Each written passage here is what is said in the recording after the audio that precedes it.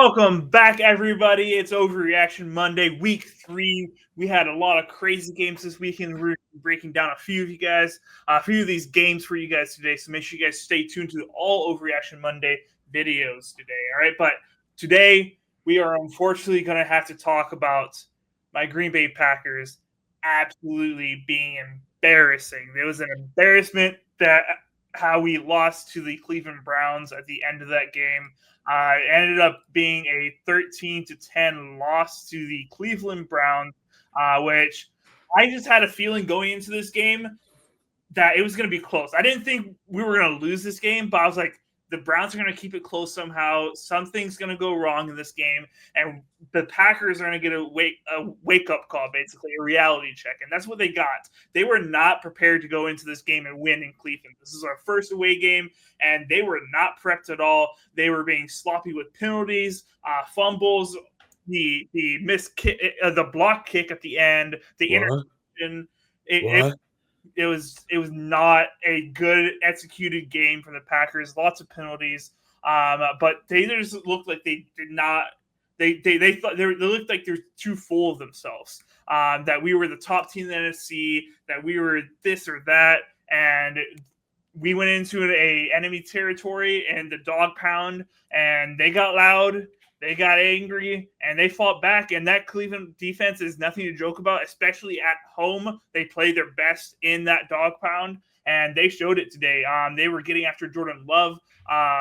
It was the worst pressure and sack rate game of Matt LaFleur's entire coaching career. That's how much they were getting after the quarterback. That was the worst we've ever seen our offensive line ever play. And we do have a couple injuries.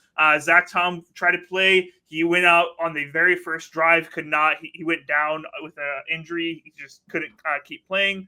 And they went after us. Myles Garrett and et cetera were able to get to Jordan Love and affect him. And it was really ugly for a large portion of that game.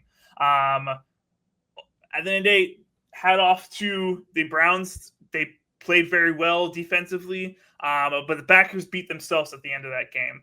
From penalties to extending drives, allowing them to score the field goals and touchdowns, to Josh Jacobs, we got saved. Honestly, in my opinion, that fumble that he had, I thought Cleveland had that, but there was not photographic evidence that they did. So we got saved there, and then we kick a field goal to hopefully win it. And Cleveland blocks it, recovers it, has great field position, and is able to kick a 55-yarder, if I remember correctly, to win the game. Packers beat themselves. Jordan Love's interception, Matt LaFleur took the credit for the bad play call. It was a pre-designed play. He was going to throw it to that spot, and Jordan Love thought it was open. Defender cut into the throwing lane and took it away from him. But overall, a lot of mistakes everywhere. I hope this is like those ice baths that you throw on yourself and you like wake up. I hope that's what the Packers need right now to wake them up and get them ready for the following weeks, as we are now 2-1. AJ, as somebody who's not a Packers fan, what was your reaction to this game? Hopefully you guys are, still paying attention and to hear my opinion about the game. Because like Reed said, I'm not a Packers fan. Reed's a diehard Packers fan. This is a game like any NFL fan was just like, it's not interesting, right? I had the Green Bay Packers as probably, I hate to say it, but the best team in the NFL. Right. They were firing all cylinders week 1, week 2, offensively, defensively. They look great. Special teams are actually looking good this year. I was like, hey, they got a good head coach. They got a great quarterback. So I see them going up against what was the worst team in the NFL, the Cleveland Browns. Not surprised they're there all the time. But the Cleveland Browns, I was like, okay, 1, I'm not interested in this game. 2, I'm an NFL fan. So I do want to say that I guess you would be the one that owes me, Reed, because you are part owner of the Green Bay Packers. The Green Bay Packers owes me some freaking money, dude. No. They owe me some freaking money. No. I was like, you know what, dude? Green Bay Packers, Cleveland Browns, straight up bet. I got this, bro. I unloaded the bag on it. Everything I had on that game. Everything. That's not our fault. The payout wasn't the greatest, but you know what? I was just like, best team in the NFL, worst team in the NFL.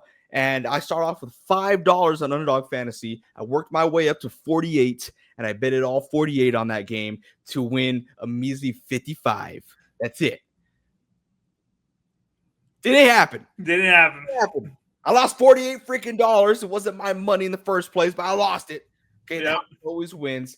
I was extremely shocked going into this game, talking seriously now. I was extremely shocked here. Jordan Love looked rattled, right? Jordan Love, they were getting pressure to him, like you were saying. From the parts that I did watch in the game, he was scrambling left, right, left. I was scratching my head like, oh my gosh, are you kidding me? Why is this game only 10-0? Oh my gosh, are you kidding me? The Browns are coming back. They're in a one score deficit. I had no clue what was going on. Looking at the stats, you see Josh Jacobs did not have the greatest day, greatest performance out there. But you look on the other side, dude, Quinshon Judkins was tearing it up. Was 18 rushing attempts? 18 rushing attempts, 94 yards, and 1 touchdown. Are you kidding me? Gosh, dude, hopefully you guys listen to stash him in your fantasy football leagues, because he is going to be a guy that you probably want to start in your flex position here on out. But Reed, I'm extremely shocked. I can't believe the Packers lost. I'm sorry for the loss, but wow, I cannot wait to see where Vince ranks them in his weekly power rankings. You better not rank us too low, because I will unsubscribe from NSP if he ranks us too low. But I'm really hoping that this is my overreaction is saying that the Packers are this is not like who we are. This is just a wake up call, and that we are still going to be a hopeful top NFC team in the NFL. All right, so I'm not worried. Do we need to hit the practice field? Do we need to hit the film room and figure stuff out? Absolutely, 100%. This team should be embarrassed, and they should be hitting the facility and training hard on Monday morning. But I'm not worried about this team. I'm not ready to hit the eject button.